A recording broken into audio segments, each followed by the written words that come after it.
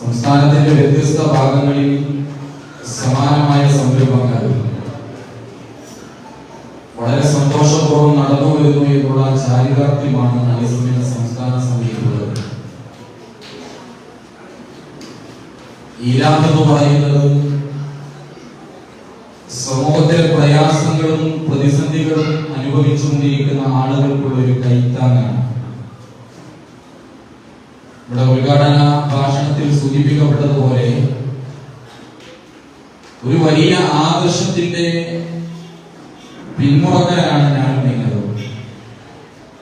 ആ ആദർശം നെഞ്ചോട് ചേർക്കുമ്പോ അതിനനുസൃതമായ ചലനങ്ങൾ നമ്മുടെ നാട്ടിൽ സാധ്യമാകേണ്ടതുണ്ട്. മഹാനായ റസൂലുള്ളാഹി സ്വല്ലല്ലാഹു അലൈഹി വസല്ലം മക്കയുടെ മണ്ണിൽ നിന്ന് ആരംഭിച്ച് മദീനയുടെ മണൽത്തരികളെ കോരിത്തെരിപ്പിച്ച് അറേബ്യൻ സാമ്രാജ്യങ്ങളിൽ നിന്ന് വളർന്നു പന്തരിച്ച് ലോകമാസകലം ഏറ്റെടുക്കാൻ മാത്രമുള്ള പരിവർത്തനത്തിന് വിധേയമായ ഒരു ആദർശമാണ് എന്റെയും നിങ്ങളുടെയും കൈകളിലുള്ളത്. അതൊരു നാടിന്റെ പ്രശ്നങ്ങൾക്കുള്ള പരിഹാരമായിരുന്നു. അതൊരു നാട് അഭിമുഖീകരിക്കുന്ന പ്രതിസന്ധികൾക്കുള്ള സഹായത്തിന്റെ ഹസ്തമായിരുന്നു. ആ ഒരു തരത്തിലേക്ക് ഇവിടെ ഉദ്ഘാടനം നിർവഹിക്കപ്പെട്ട ഈരാം സെന്റർ മാറും എന്നുള്ളത് വലിയ സന്തോഷത്തോടുകൂടി ഈ സമയത്ത് ഞാൻ ഓർക്കുകയാണ്. ഇന്നിന്റെ സമൂഹം നമുക്കറിയാം, ഓരോരുത്തരും അവനവരിലേക്ക് ചുരുങ്ങിക്കൊണ്ടിരിക്കുന്ന, എല്ലാത്തിനും മുകളിൽ സ്വാർത്ഥ താല്പര്യങ്ങളും ഭൗതികമായ ചിന്തകളും മാത്രം മുന്നോട്ട് പോയിക്കൊണ്ടിരിക്കുന്ന ഒരു കാലത്ത് നമ്മൾ ജീവിച്ചുകൊണ്ടിരിക്കുന്നു. മലബാറിലെ അറിയപ്പെടുന്ന മാപ്പിള സാഹിത്യകാരൻ ടി.വി. കൊച്ചുബാബ ഏറെക്കാലത്തിന് മുമ്പ് തന്നെ മലബാറിനെ കുറിച്ചൊരു കഥ പറയുന്നുണ്ട്. 14 വർഷക്കാലം പ്രവാസ ലോകത്ത് പണിയെടുത്ത് ഏതൊരു പ്രവാസിയുടെയും മനസ്സിലെ ഏറ്റവും വലിയ ആഗ്രഹം ഒരു വീടെന്ന സ്വപ്നമാണ്. 14 കൊല്ലത്തെ ചോര നീരാക്കിയുള്ള പരിശ്രമത്തിനിടയിൽ വീടെന്ന സ്വപ്നം പൂർത്തിയാക്കി വീട് കുടിക്കൂടാൻ വേണ്ടി നാട്ടിലേക്ക് വരാൻ നിൽക്കുമ്പോ ഭാര്യയുടെ ഫോൺ കോൾ. ഏതായാലും വീട് പൂർത്തിയായല്ലോ, കാർ പോർച്ചിൽ നിർത്താൻ ഒരു കാർ കൂടി വാങ്ങിയിട്ട് പോകാൻ പോരെ. വീണ്ടും 2 വർഷക്കാലം പണിയെടുത്തു. കാർ പോർച്ചിൽ നിർത്താൻ ഒരു കാറും വാങ്ങി നാട്ടിലേക്ക് യാത്ര പുറപ്പെടാൻ ഇരിക്കുമ്പോഴാണ് സഹോദരൻ അറ്റാക്ക് സംഭവിച്ചുകൊണ്ട് മരണപ്പെടുന്നത്. അറ്റാക്ക് സംഭവിച്ചു മരണപ്പെട്ടു പോയ തന്റെ ഭർത്താവിന്റെ മയ്യത്ത് സ്വീകരിക്കാൻ വേണ്ടി പുതിയ കാറിൽ എയർപോർട്ടിലേക്ക് പോകുമ്പോ കാറിന്റെ ഡ്രൈവർ ഈ പെണ്ണിനോട് ചോദിച്ചത്രേ, ഇന്നേ വരെ ഒരു മനുഷ്യനും യാത്ര ചെയ്യാത്ത വാഹനത്തിലേക്ക് മയ്യത്തിനെ കയറ്റുകയോ? ആ പെണ്ണ് പറഞ്ഞു, എങ്കിൽ നമുക്ക് ടാക്സി വിളിക്കാം. ടാക്സിയിൽ മയ്യത്തുമായി കടന്നു വരുമ്പോ വീണ്ടും ഈ പെണ്ണിന്റെ മനസ്സിലൊരു ചിന്ത, ഇന്നേ വരെ ഒരു മനുഷ്യനും താമസിക്കാത്ത വീട്ടിലേക്ക് മയ്യത്തിനെ കൊണ്ടുവരിക. അവൾ പറഞ്ഞു, നമുക്ക് തറവാട്ടിലേക്ക് പോകാം. ആ മയ്യത്തിനെ തറവാട്ടിലേക്ക് കൊണ്ടുപോകുമ്പോ ഈ മയ്യത്ത് പറയുന്നതായി ടി.വി. കൊച്ചുബാബ പറയാ, എടി നീയാണ് ഈ ലോകത്ത് ജീവിക്കാൻ പഠിച്ചത്. ഇതൊരു നാടിന്റെ ചിത്രമാണ്. സാമ്പത്തികമായ താല്പര്യങ്ങൾക്ക് മുന്നിൽ ബന്ധങ്ങളെ വലിച്ചെറിയപ്പെടുന്ന വളരെ പ്രയാസകരമായ ഒരു സാഹചര്യം ഇതെല്ലാ മേഖലകളെയും കാർന്നു നിന്നുകൊണ്ടിരിക്കുന്നു എന്നുള്ള ഒരു വലിയ യാഥാർത്ഥ്യം നാം തിരിച്ചറിയേണ്ടതുണ്ട്. കോഴിക്കോട് ജില്ലയിലെ പ്രസിദ്ധമായ ഒരു കടയുടെ പരസ്യം 5 പദങ്ങളാണ്. ആദ്യം പറയുന്ന 4 പദങ്ങൾ മലബാറുകാരെ സംബന്ധിച്ചിടത്തോളം ജീവിതത്തിൽ നിന്ന് മാറ്റി നിർത്താൻ കഴിയാത്തതാണ്. 5ാമത്തത് ആ കടയുടെ പേര്. എന്തൊക്കെയാ 4 പദങ്ങൾ എന്നറിയോ? 1 ബിരിയാണി, 2 പന്ത് കളി, 3 മാപ്പിളപ്പാട്ട്, 4 ആയുർവേദം. വിശദീകരിക്കേണ്ടതില്ല. 1ാമത്തത് ബിരിയാണി എന്ന് പറഞ്ഞൊരു പരിപാടി നമ്മുടെ നാട്ടിലില്ല. ഏത് നാട്ടിൽ ഏത് സമയത്ത് ഏത് 2 ടീമുകൾ തമ്മിൽ കളിച്ചാലും അതിനുവേണ്ടി വാദമുപ്പിലേർപ്പെടാനും തമ്മിൽ തല്ലാനും വേണമെങ്കിൽ ഉറക്കം ഒഴിവാക്കി അതിന്റെ പിന്നാലെ പോകാനും നമ്മുടെ നാട്ടിൽ ആളുകളുണ്ട്. അന്യ പെണ്ണും അന്യ പുരുഷനും കാട്ടിക്കൊണ്ടുന്ന കോപ്രായങ്ങളാണെങ്കിലും ശരി, അതിന്റെ മുമ്പിൽ മാപ്പിള എന്ന് ചേർത്താൽ മാപ്പിള പാട്ടെന്ന് കരുതി പിന്നാലെ പോകും നമ്മള്. എല്ലാം കഴിഞ്ഞ് കാലിന് കയ്യിലൊക്കെ വേദന വരുമ്പോ പിന്നെന്താ, ആയുർവേദം തന്നെയാണ് ശരണം. ഇതൊരു നാടിന്റെ ജീവിച്ചിരിക്കുന്ന ചിത്രമായി ഒരു പരസ്യം നമ്മളെ ബോധ്യപ്പെടുത്തുന്നു. ഇതെന്റെയും നിങ്ങളുടെയും വീടുകളിലേക്ക് കടന്നു വന്നിട്ടുണ്ടോ എന്ന് തിരിച്ചറിയണമെങ്കിൽ ഈ പ്രോഗ്രാം കഴിഞ്ഞ് നിങ്ങൾ നിങ്ങളുടെ വീട്ടിലെത്തുന്ന സമയത്ത് പാപ്പ എനിക്കൊരു മൊബൈൽ ഫോൺ വേണമെന്ന് പറയുമ്പോ ഏത് വെള്ളത്തിൽ വീണാലും റേഞ്ച് വലിക്കുന്ന പഴയ വലിയ നോക്കിയുടെ സെറ്റ് ഉണ്ടല്ലോ, അത് വാങ്ങിക്കൊടുത്താൽ ഉപയോഗിക്കാൻ എത്ര മക്കൾ തയ്യാറാവും? പാപ്പ എനിക്കൊരു ബൈക്ക് വേണമെന്ന് പറയുമ്പോ ഏത് കയറ്റും കയറുന്ന നല്ല പുള്ളിക്കും മൈലേജുള്ള മീൻകാർ ഓടിക്കുന്ന MH വാങ്ങിക്കൊടുത്താൽ ഉപയോഗിക്കാൻ എത്ര മക്കൾ തയ്യാറാവും? ഇവിടെ മൊബൈൽ ഫോൺ വിളിക്കാനും ബന്ധം പുതുക്കാനുമല്ല, കാണാനും കാണിക്കാനുമാണ്. ബൈക്ക് യാത്ര ചെയ്യാനല്ല, അഭ്യാസ പ്രകടനം നടത്താനാണ്. അതുകൊണ്ടാണ് 2022 മുദ്രണം ചെയ്ത ടീഷർട്ട് ധരിക്കണമെന്ന് നമ്മുടെ ചെറുപ്പക്കാർ ആഗ്രഹിച്ചുകൊണ്ടിരിക്കുന്നത്. പ്രിയമുള്ളവരെ, ഞാനിതൊന്നും വെറുതെ പറയുന്നതല്ല. സമൂഹം അവരവരിലേക്ക് ചുരുങ്ങി പോവുകയും സ്വന്തത്തിലേക്ക് ചുരുങ്ങി നാടിന്റെ പ്രശ്നങ്ങളെയും പ്രതിസന്ധികളെയും തിരിച്ചറിയാതെ മുന്നോട്ട് പോകുന്ന ഒരു സാഹചര്യത്തിലാണ് ISMന്റെ സംസ്ഥാന, ജില്ലാ, മണ്ഡലം സമിതികൾ വളരെ വ്യവസ്ഥാപിതമായി ഈ പ്രവർത്തനത്തിലേക്ക് ഇറങ്ങിത്തിരിക്കണം എന്ന് നമ്മൾ തീരുമാനിച്ചത്. ഇവിടെ എവിടെയും നമുക്ക് യുവാക്കളെ കാണാനില്ല. ഇവിടെ വ്യത്യസ്ത സംഘടനകളുടെ നേതാക്കന്മാരുണ്ട്, പ്രതിനിധികളുണ്ട്. ഇവിടെ എല്ലാ യുവജന സംഘടനകൾക്കും പറയാനുള്ള പ്രശ്നം അവിടെ യൂത്തിനെ കിട്ടുന്നില്ല എന്ന, യുവജനങ്ങളില്ല എന്ന. സോമൻ കടലൂർ എന്ന് പറയുന്ന കേരളത്തിൽ അറിയപ്പെടുന്ന സാഹിത്യകാരൻ പാട്ട് പാടിയിട്ടുണ്ട്.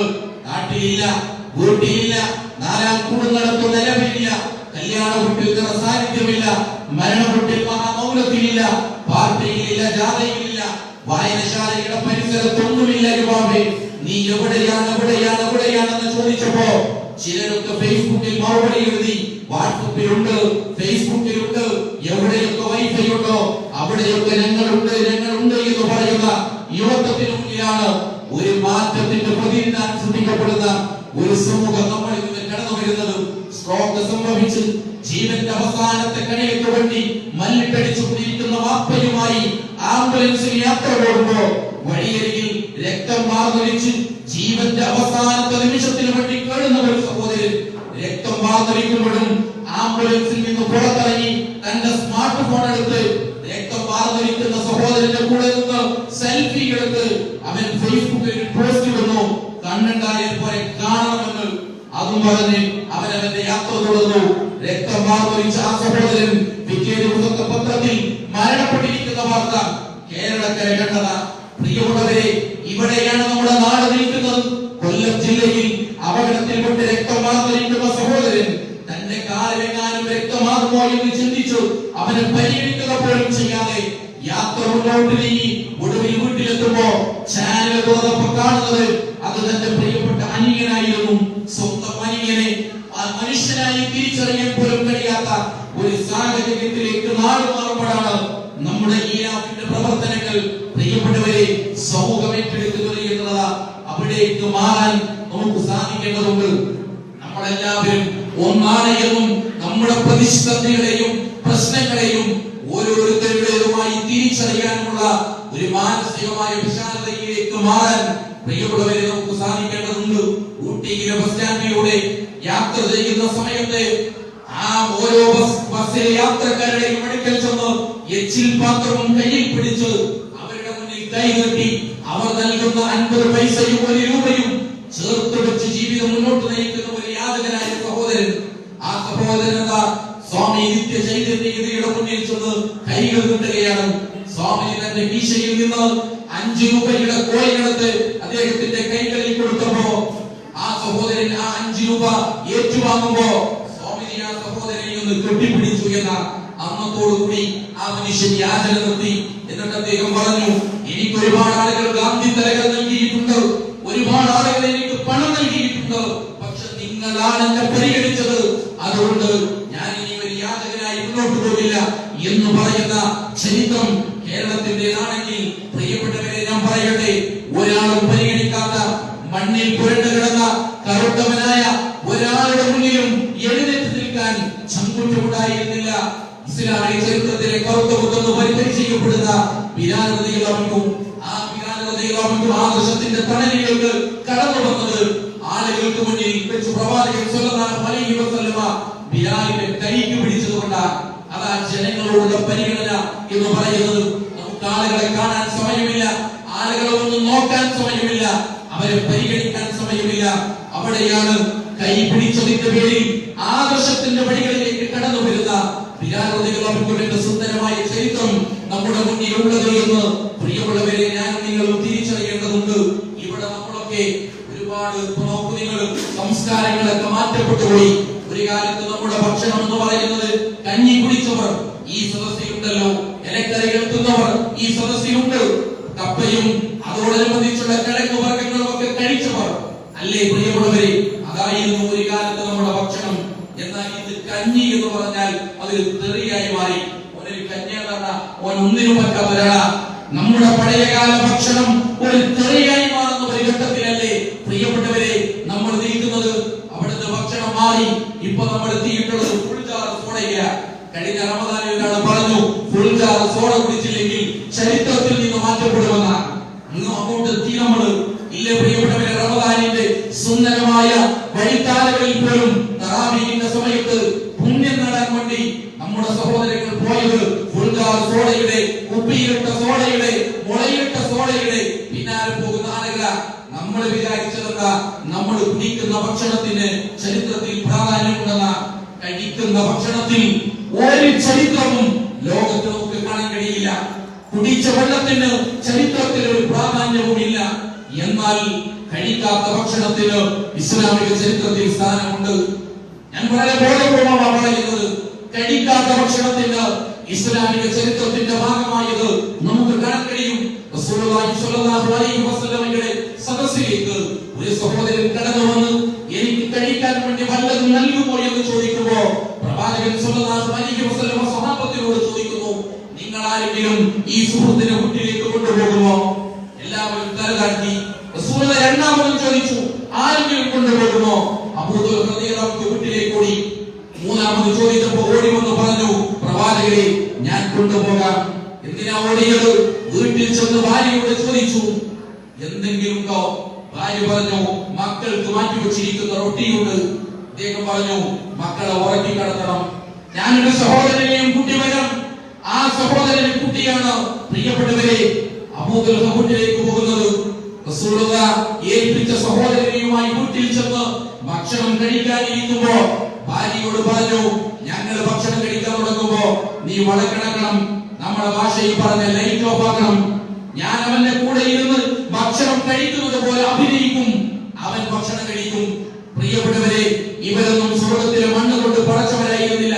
എന്നാ അള്ളാഹുവിന്റെ പ്രതിഫലത്തിന് വേണ്ടി ഭക്ഷണം വേണ്ടെന്ന് വെച്ചു. പ്രിയപ്പെട്ടവരെ, 14 നൂറ്റാണ്ട് മുമ്പ് നടന്ന ആ റൊട്ടിയാകുന്ന ചരിത്രം ഇന്നും നമ്മൾ ഓർത്തത് അബൂദുൽ റൊട്ടി കഴിക്കാത്തത് കൊണ്ടാണ്. അബൂദുൽ കഴിക്കാത്ത റൊട്ടിയാണ് ഇന്നും ചരിത്രത്തിന്റെ ഭാഗമായിട്ടുള്ളത്. യർമൂക്കിന്റെ മണൽത്തരികളിൽ പ്രകമ്പനം വിളിച്ചുകൊണ്ട് യുദ്ധം നടന്നുകൊണ്ടിരിക്കുമ്പോ ദാഹിച്ചു പറഞ്ഞ സഹോദരൻ അപ്പുറത്തുള്ള വെള്ളത്തിന്റെ നേരെ നടന്നു പോകുമ്പോ തന്റെ പ്രിയപ്പെട്ട സഹോദരനെ കാണുമ്പോ അവന് വേണ്ടി വെള്ളം വേണ്ടെന്ന് വെക്കുന്നു. അവൻ മുന്നോട്ട് പോകുമ്പോ മറ്റൊരാൾക്ക് കുടിക്കാൻ വേണ്ടി അത് വേണ്ടെന്ന് വെക്കുന്നു. അവസാനം തിരിച്ചു വരുമ്പോഴേക്ക് ആർക്കും വെള്ളം കുടിക്കാൻ കഴിയാതെ ഈ ലോകത്തോട് വിട പറയുന്ന ഇസ്ലാമിക ചരിത്രത്തിലെ ശ്രദ്ധേയമായ ചരിത്രം ഇന്നും നമ്മൾ ഓർത്തത് മരണപ്രാളത്തിൽ കിടക്കപ്പെടും. ആ വെള്ളം എനിക്ക് വേണ്ടെന്ന് പറഞ്ഞ് തന്റെ പ്രിയപ്പെട്ടവരെ സംവിധാനിച്ചത് കൊണ്ട് അവർ ആ വെള്ളം കുടിക്കാത്തത് കൊണ്ട് അത് ചരിത്രത്തിന്റെ ഭാഗമായി ആളുകൾക്ക് പങ്കുവെച്ചത് പ്രിയപ്പെട്ടവരെ ചരിത്രമായി മാറുന്നുള്ളൂ എന്ന് നമ്മൾ തിരിച്ചറിയുമ്പോ നമ്മുടെ നാടിന്റെ പ്രശ്നങ്ങളെയും പ്രതിസന്ധികളെയും തിരിച്ചറിയാൻ നമുക്ക് സാധിക്കേണ്ടതുണ്ട്. ഇതുപോലെ ഒരു സദസ്സിൽ വെച്ച് റസൂലുള്ളാഹി സ്വല്ലല്ലാഹു അലൈഹി വസല്ലമ ഒന്നിച്ചു നിൽക്കുന്ന സഹോദരങ്ങളോട് ചോദിച്ചല്ലോ, ഈ കൂട്ടത്തിൽ സുന്നത്ത് നോമ്പ് ആരെങ്കിലും ഉണ്ടോ? ഒരുപാട് ആളുകൾ കൈമുട്ടി. റസൂലുള്ളാഹി രണ്ടാമത് ചോദിച്ചു, ഈ സമയത്തിനുള്ളിൽ ഒരു അഗതിക്ക് ഭക്ഷണം കൊടുക്കാൻ ആരെങ്കിലും ഉണ്ടോ? ഒരുപാട് ആളുകൾ കൈമുട്ടി. മൂന്നാമത്തെ ചോദ്യം, ഈ സമയത്തിനിടക്ക് ഒരു രോഗിയെങ്കിലും സന്ദർശിച്ചിട്ടുണ്ടോ? ഉണ്ടെന്ന് പറയുന്നു പലരും. നാലാമത്തെ ചോദ്യം, ഈ സമയത്തിനിടക്ക് ഒരു മയ്യത്തിനെങ്കിലും അനുഗമിച്ച ആരെങ്കിലും ഉണ്ടോ? ഉച്ചയാകുമ്പോഴേക്ക് സുന്നത്ത് നോമ്പുകാരനായിരിക്കെ രോഗിയെ സന്ദർശിച്ച് മയ്യത്തിനെ അനുഗമിച്ച് അതേ സമയത്ത് അഗതിക്ക് ഭക്ഷണം കൊടുത്ത ആ സദസ്സിലെ ഏക വ്യക്തി അബൂബക്കർ സിദ്ദീഖ് റളിയല്ലാഹു അൻഹു ആയിരുന്നു. ഒരേ ദിവസം രോഗിയെ സന്ദർശിക്കുമ്പോഴും പ്രയാസങ്ങളില്ലാതെ മയ്യത്തിനെ അനുഗമിക്കുമ്പോഴും പാവപ്പെട്ടവന്റെ പ്രതിസന്ധികളെ തിരിച്ചറിയുന്ന അബൂബക്കർ സിദ്ദീഖ് റളിയല്ലാഹു അൻഹുവിന്റെ ചരിത്രം പ്രിയമുള്ളവരെ നമ്മൾ തിരിച്ചറിയേണ്ടതുണ്ട്.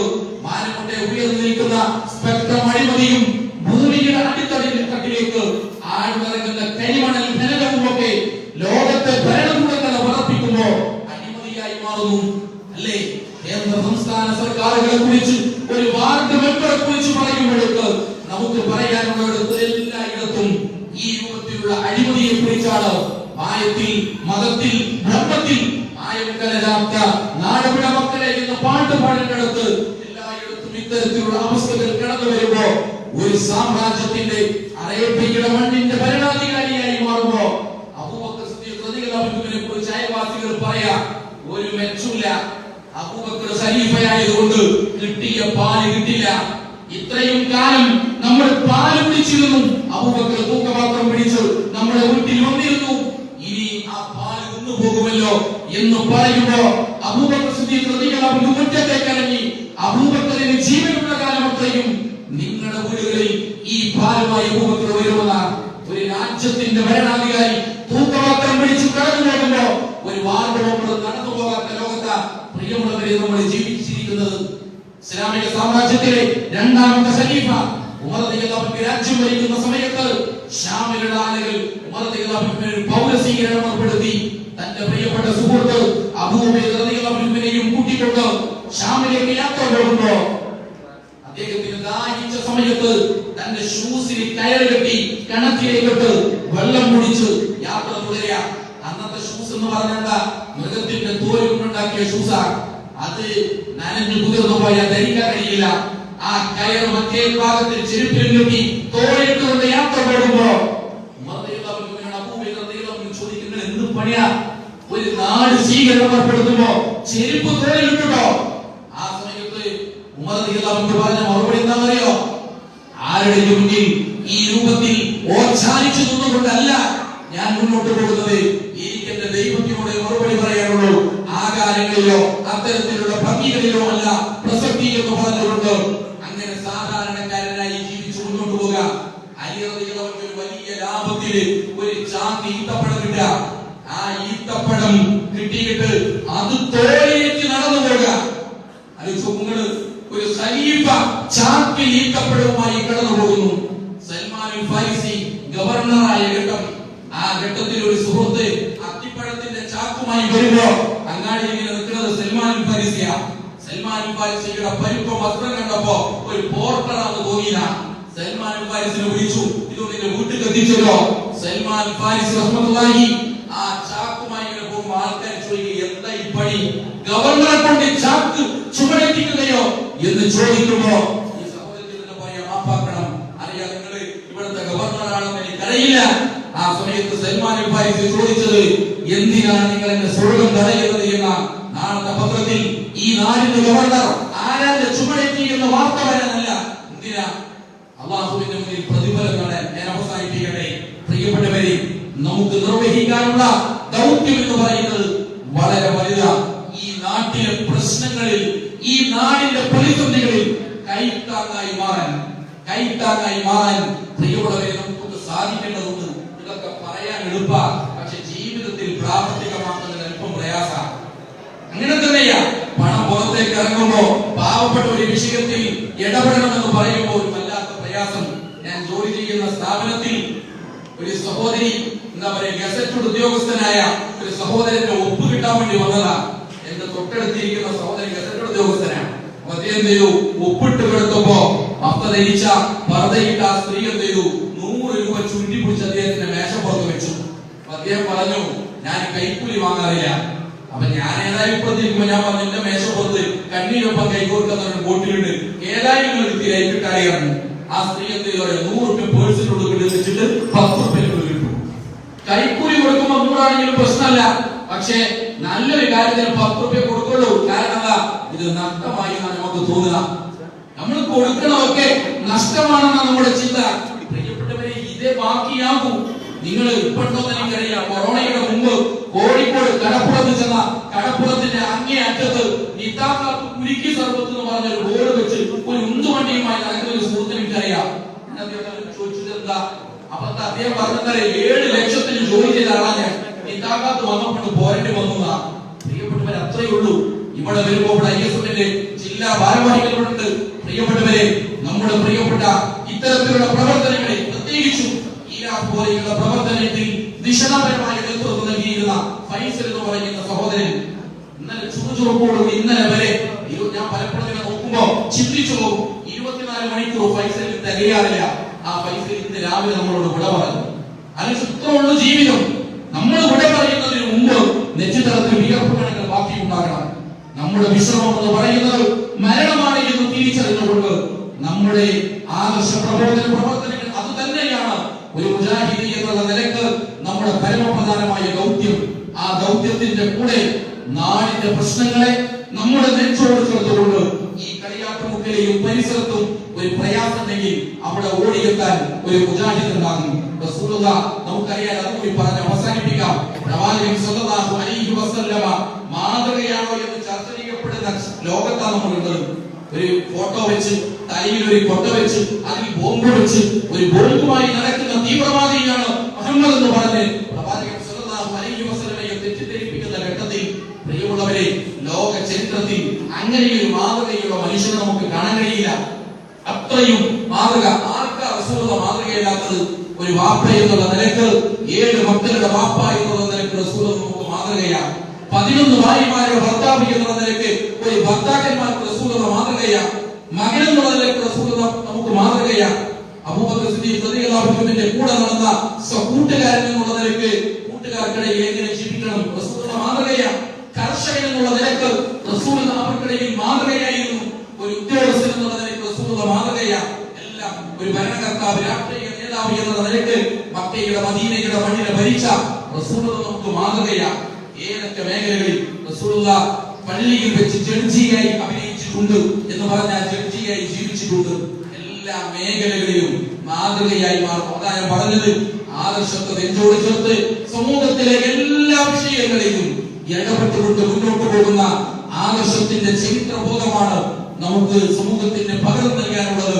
അതിന് ഈ ഒരു സെന്റർ കാരണമാകട്ടെ എന്ന് ആത്മാർത്ഥമായി ആഗ്രഹിച്ചുകൊണ്ട് ഇതിന്റെ തുടർക്കാല പ്രവർത്തനത്തിൽ ഈ പ്രദേശത്തെ ISMന്റെയും MSMന്റെയും പ്രവർത്തകർ KLMന്റെ ഉപദേശ നിർദ്ദേശങ്ങൾക്ക് അനുസൃതമായി MGMന്റെ സഹകരണത്തോടുകൂടി മുന്നോട്ട് പോകാൻ തയ്യാറായാൽ മക്കയുടെ മദീനയുടെ മണ്ണിലുണ്ടായ പരിവർത്തനം, അതേ പരിവർത്തനത്തിന്റെ രാജപാത നമുക്ക് നമ്മുടെ ആദർശബന്ധിതമായ പ്രവർത്തനങ്ങളിലൂടെ നമ്മുടെ മണ്ണിലും നിർവഹിക്കാൻ കഴിയും.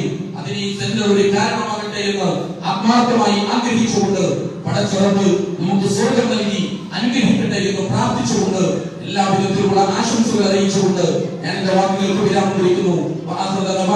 അൽഹംദുലില്ലാഹി റബ്ബിൽ ആലമീൻ. വസ്സലാമു അലൈക്കും വറഹ്മത്തുള്ളാഹി. ചുരുങ്ങിയ സമയം കൊണ്ട് ഹ്രസ്വമെങ്കിലും പ്രൗഢമായ